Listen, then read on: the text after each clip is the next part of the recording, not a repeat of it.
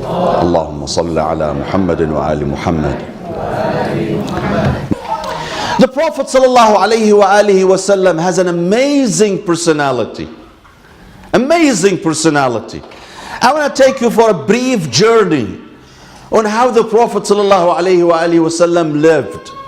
How did he conduct himself? We have so many narrations describing the very details of the life and personal conduct of this great man.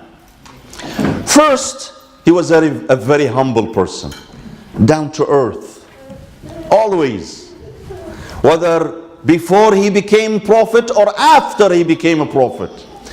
And remember, my dear brothers and sisters, when we talk about the prophet being a prophet, the prophet wasn't only a prophet, a messenger of God. He was a statesman. He was of a head of state. He ruled a country as vast as 8 countries in the contemporary political map, including Saudi Arabia, Yemen, Oman, United Arab Emirates, Bahrain, Qatar, and Kuwait. 8 countries combined would make the area, the vast country he ruled.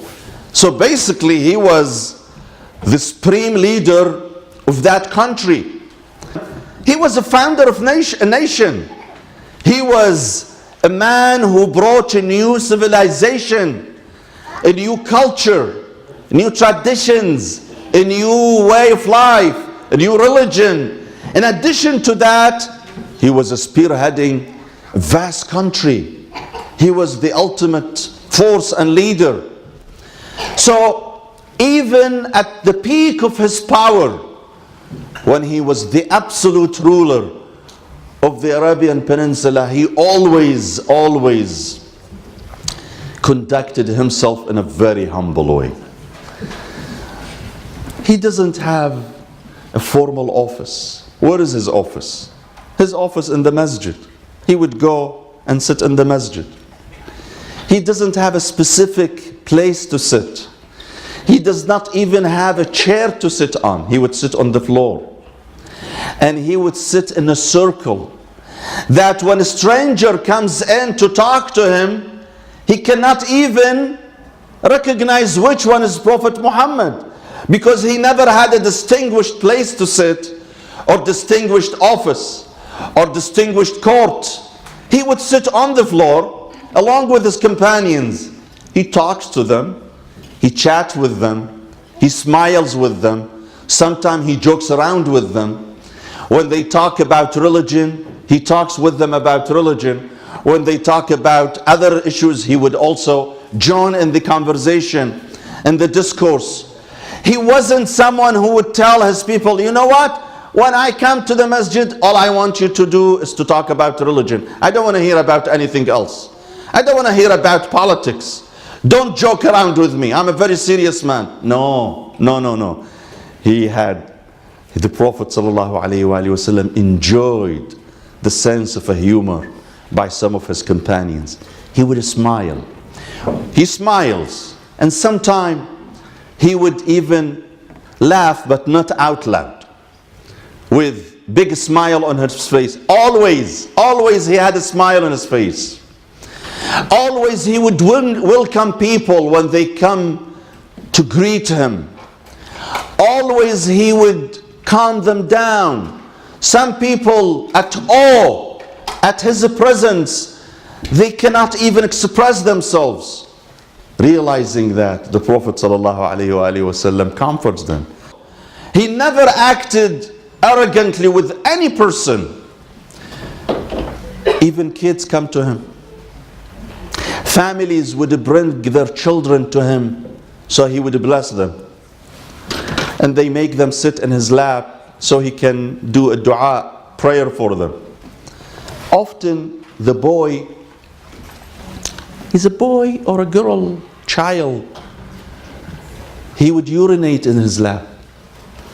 And his family would go rough on him. Why did you do that? Why did you urinate in the lap of the Prophet?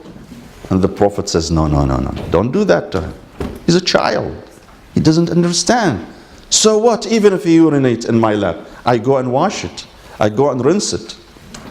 One time, they brought a child to him. And as the Prophet was blessing him, he urinated. His mother started yelling at him, at the boy. Why did you urinate in the lap of the Prophet? And she took him violently from the lap of the Prophet. The Prophet says, don't do this to him. My clothes could be washed. I take some water and rinse it. But the scar you left in the heart of your child will never be washed away. Don't do this to your child. It's not a big deal. An Arab nomad came into the masjid for the first time in his life. Never been into masjid.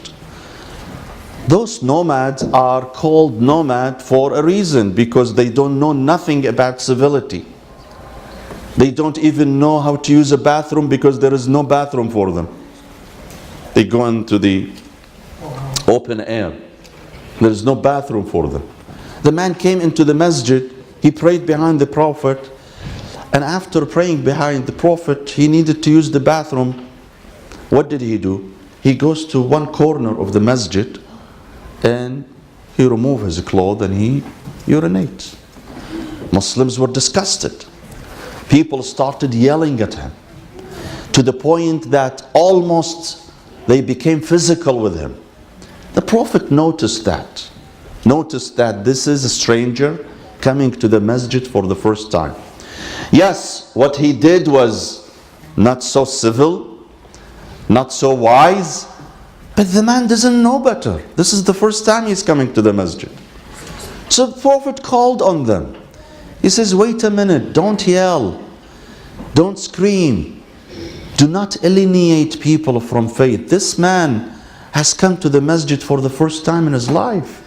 Okay, he made a mistake. He urinated.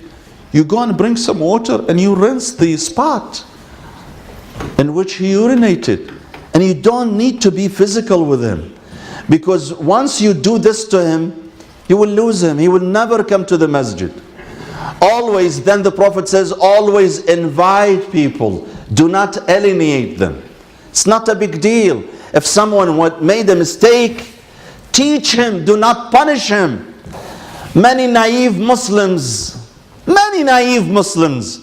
once they see someone making a mistake, they condemn. We're quick to condemn. We're very judgmental people. We believe we are the best people and all other people are ignorant. We are the only one who understands the religion.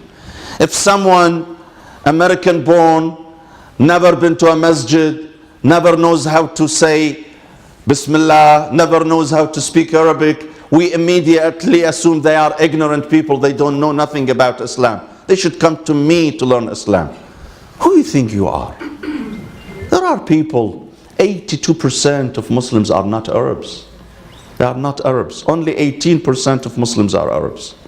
The most populous Muslim country on earth, Indonesia, is not an Arab country with over 230 million Muslims. So we should not act arrogant because I only know how to read the Quran and you don't know how to read the Quran.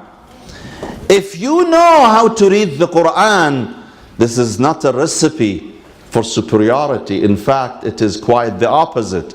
It is a recipe for you to go and serve other people and to teach them.